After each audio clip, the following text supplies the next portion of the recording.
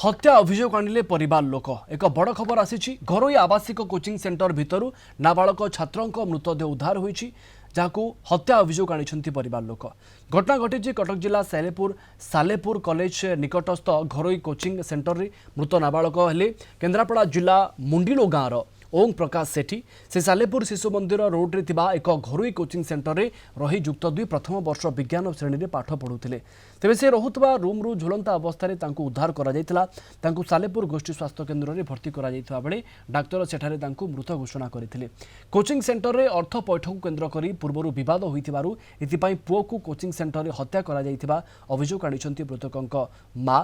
एपटे coaching centre कर्तृपक्षक प्रतिक्रिया मिली पारि नाही। पुलिस घटनार तदंत आरंभ करिछि। प्लस टू साइंस पढ़ा ये हस्टेल थी आज्ञा आज आमको जस्ट अध घंटा फोन कले पिला देह खराब आम पिला मरिकी पड़े आम अनुमान कर हस्टेल कर्तृपक्ष मारी पैसा पत्र आगे मारी माई पचार माई कहला जे पैसा भूल भाल करते मुझे पाटितुन कर 15 दिन तले आज मो भाई ना